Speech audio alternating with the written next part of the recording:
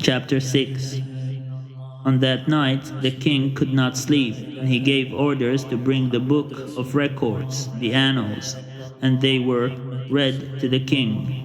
It was found written how Mordecai had told about Bigthana and Teresh, two of the king's eunuchs, who guarded the threshold, and who had conspired to assassinate King Ahasuerus.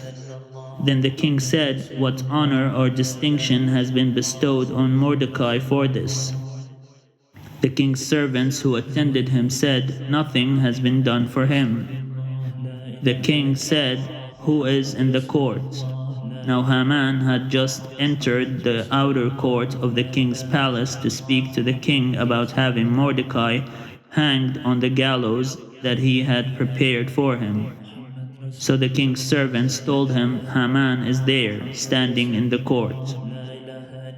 The king said, "Let him come in." So Haman came in, and the king said to him, "What shall be done for the man whom the king wishes to honor?" Haman said to himself, "Whom would the king wish to honor more than me?" So Haman said to the king, "For the man whom the king wishes to honor, let royal robes be brought which the king has worn, and a horse that the king has ridden, with a royal crown on its head. Let the robes and the horse be handed over to one of the king's most notable officials.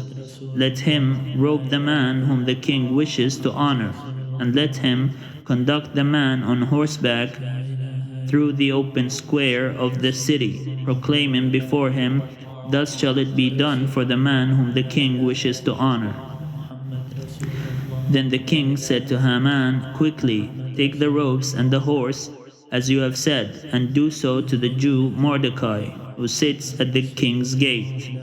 Leave out nothing that you have mentioned." So Haman took the robes and the horse and robed Mordecai and led him riding through the open square of the city, proclaiming, "Thus shall it be done for the man whom the king wishes to honor."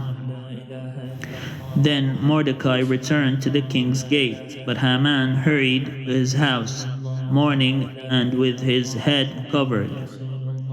When Haman told his wife Zeresh and all his friends everything that has happened to him, his advisers and his wife Zeresh said to him, "If Mordecai, before whom your downfall has begun, is of the Jewish people, you will not prevail against him, but will surely fall before him." While they were still talking with him, the king's eunuchs arrived and hurried Haman off to the banquet that Esther had prepared.